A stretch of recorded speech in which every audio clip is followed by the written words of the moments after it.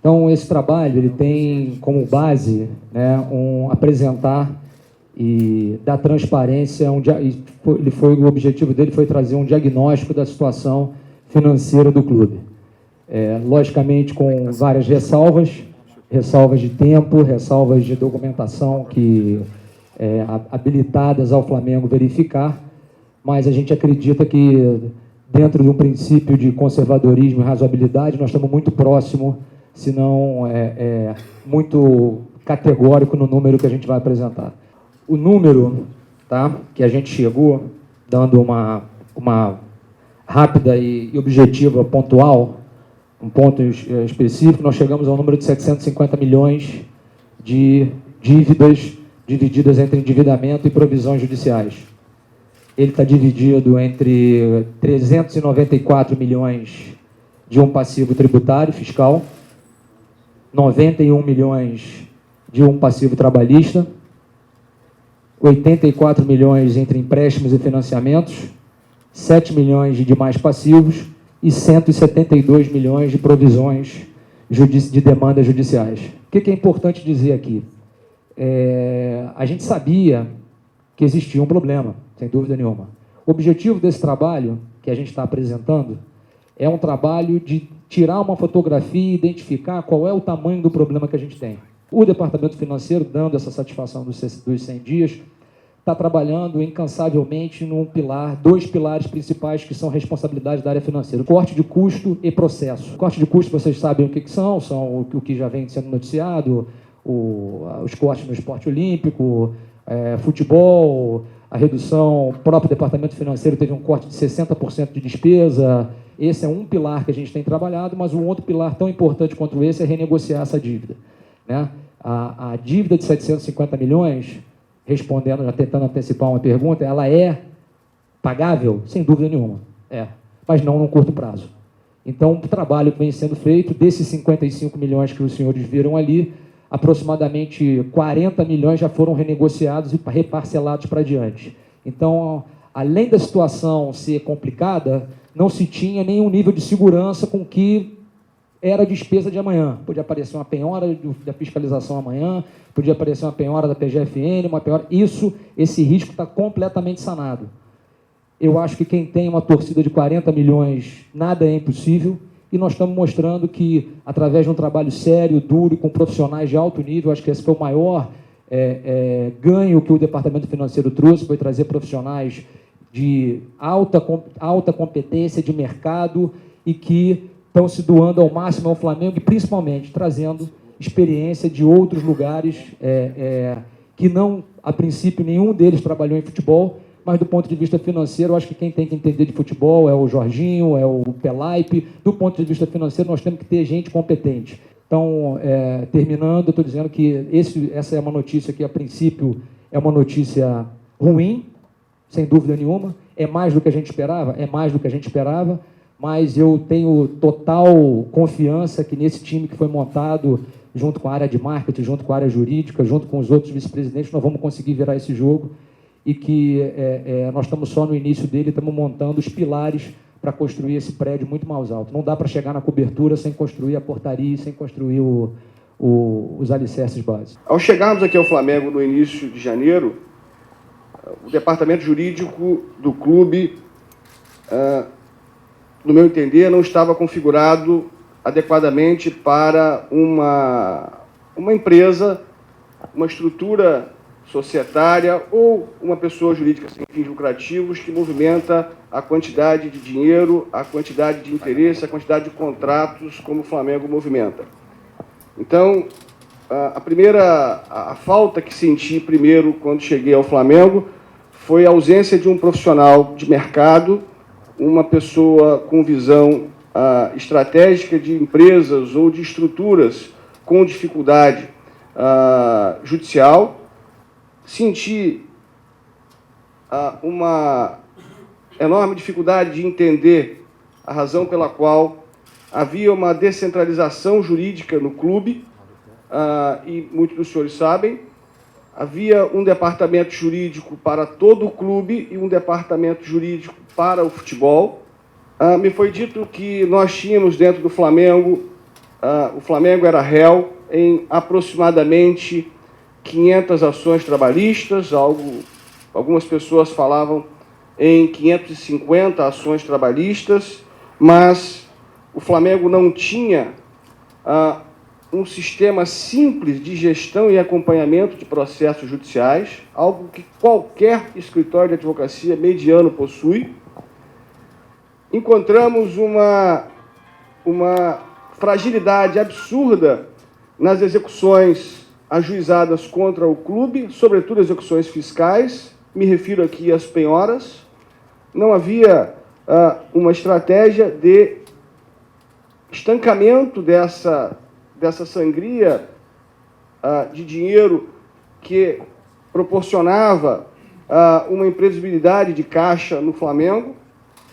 Esses foram os principais problemas que o jurídico encontrou.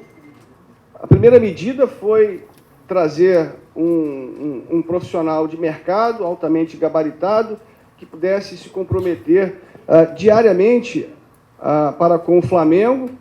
Implementamos uma força-tarefa para conhecer de forma mais pormenorizada esse passivo trabalhista e, ao longo desses 90 dias, conseguimos reduzir esse passivo trabalhista que me foi informado de 550 processos para menos de 200 processos, de que o Flamengo não pode fazer o que fazia, dispensar um empregado e não pagar nenhuma verba trabalhista. Isso é uma realidade. O Flamengo dispensava seus empregados e não pagava uma verba trabalhista.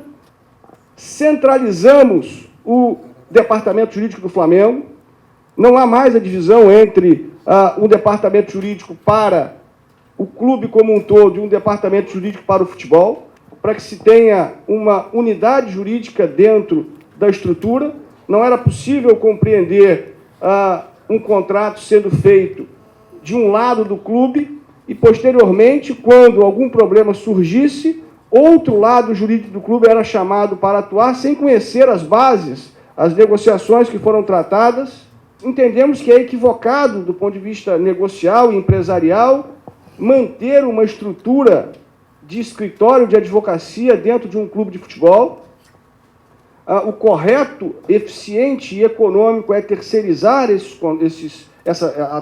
o acompanhamento e a defesa do Flamengo. Torço para que essa vice-presidência, ao final dessa gestão, seja a que menos dará notícias à imprensa. Porque espero e tenho certeza que, ao final dessa gestão, e isso é a nossa meta, o Flamengo tenha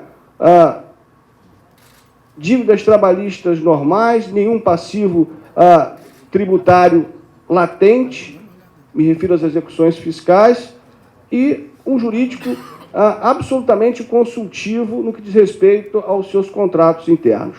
Bom, o que a gente encontrou no marketing? Eu acho que seria mais correto dizer o que a gente não encontrou. Muito do que já era dito na imprensa. Então, não tinha planejamento, não tinha meta, não tinha objetivo, não tinha perspectiva, não tinha patrocinador master há mais de 1 ano e meio, não existia um programa de sócio-torcedor, ainda que houvesse um contrato.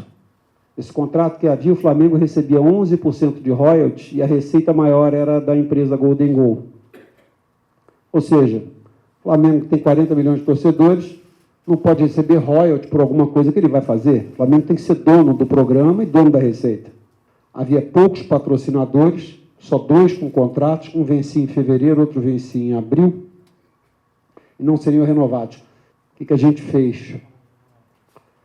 Primeiro, a gente montou uma equipe pequena e coesa, e a gente definiu muito claramente o que a gente esperava. Então, era um diretor, 3 gerentes, onde nós nos impusemos a meta de que esse ano a gente recebia o marketing com 4 milhões e que a gente ia botar 80 milhões de reais para dentro de casa esse ano, até 31 de dezembro. E nós focamos naquilo que podia trazer dinheiro rápido e recorrente para o Flamengo. Para pagar e para manter essas certidões todas e para construir o time dos nossos sonhos, a gente tem que botar dinheiro para dentro de casa. A prioridade da área de marketing, evidentemente, que é trazer dinheiro. Dinheiro é o que vai ajudar o Flamengo a dar a volta por cima. O Flamengo não pode ficar investindo 5, 6 meses por ano em negociações para daqui a 6 meses você ter que começar isso tudo de novo. Então, assinar contratos de longo prazo, com receitas recorrentes, com cláusulas de bonificação por conquistas, é absolutamente fundamental. É isso que vai pavimentar o caminho à nossa frente e vai garantir que em 2014, o Flamengo, como eu já disse, vai ser a maior receita do Brasil. A gente renegociou os termos do contrato com a Adidas, garantimos uma remuneração variável por conquistas. Com a Peugeot, a Adidas é um contrato de 10 anos, a Adidas é o maior contrato de camisa que um time jamais fez na América Latina, e evidentemente que o Brasil está aí dentro. Com a Peugeot, nós assinamos um contrato de 3 anos, tem um valor fixo, ele pode ter 50% a mais de remuneração variável por conquista de títulos. No caso do sócio-torcedor, a gente reverteu a lógica de receber royalty para um contrato que o Flamengo era proprietário e gestor do programa, ficando o nosso clube com a totalidade da receita líquida. Nós fizemos toda essa renegociação e construímos todo um plano do zero em 70 e poucos dias. Hoje o plano conta com 13 mil sócios. A Nação Rubro-Negra, em menos de 30 dias, já é um dos 10 maiores programas do Brasil. O Flamengo, ano passado, faturou 7 milhões e meio de reais em bilheteria, jogando 76 partidas, 77 partidas, se não me engano, no ano. O Flamengo faturou 7 milhões e meio de reais. É um valor absolutamente pífio. A receita recorrente gerada por esse plano aqui para o Clube de Regatas do Flamengo, em 36 dias de plano, é de 8 milhões e 100 mil reais. Então, com 30 e poucos dias, obrigado, nação. Nós estamos felizes com os resultados que conquistamos até agora. E lembrem-se, o maior benefício do programa de sócio-torcedor do Flamengo é que ele vai ser um bálsamo para a alma de vocês.